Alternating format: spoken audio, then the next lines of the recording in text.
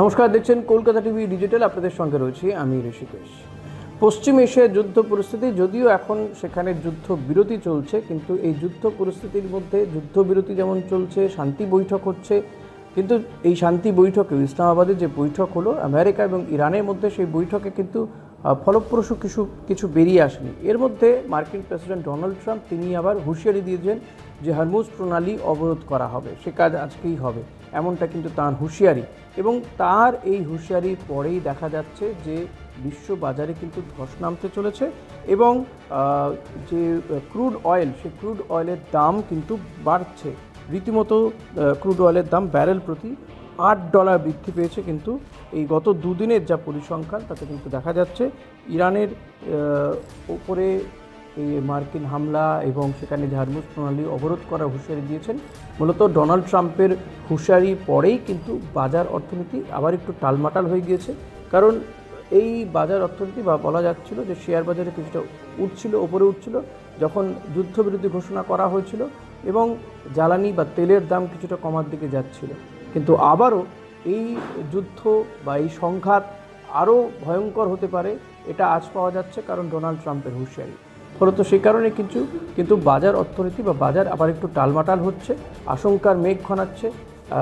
ফলত এই যে যদি হরমুজ প্রণালী অবরোধ করে হয়, তাহলে তো যে জ্বালানি, যেটুকু বা জ্বালানি যাচ্ছে বিশ্বের অন্যান্য প্রান্তে বা আমাদের দেশে যে জ্বালানি আসছে, সেটাও বন্ধ হয়ে যাবে।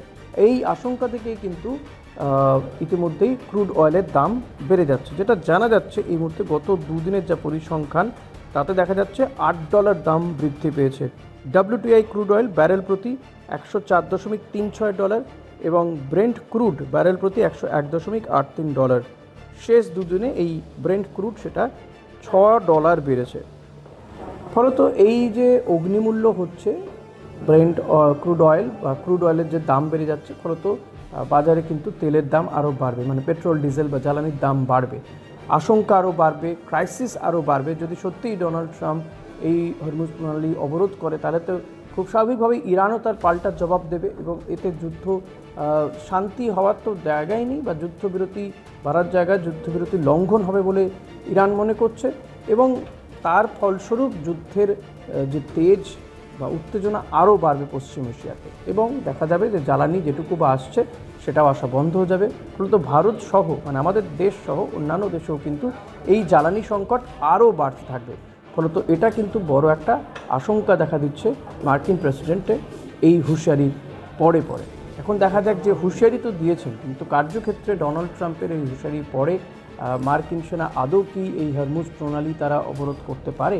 সেক্ষেত্রে ইরানের কি জবাব থাকে, আদৌ কি যুদ্ধবিরতি লঙ্ঘন হয় কিনা, সেদিকে অতি অবশ্যই নজর রাখতে হবে। কারণ ইতিমধ্যেই কিন্তু এই আশঙ্কা ছড়াচ্ছে যে তেলের দাম বা জ্বালানির দাম আরও বাড়বে আগামী দিনে, ক্রুড অয়েলের দাম বাড়ছে। তো খুব স্বাভাবিকভাবেই যে অপরিশোধিত তেলের দাম যদি বাড়ে, তাহলে পরিশোধিত তেলের দাম খুব স্বাভাবিকভাবেই বেড়ে যাবে। হয়তো আমরা যে জ্বালানি ব্যবহার করছি গাড়িতে বা বাড়িতে, যে ডোমেস্টিক LPG ব্যবহার করছি, তারও দাম আগামী দিনে আরও বাড়ার একটা আশঙ্কা কিন্তু দেখা দিচ্ছে।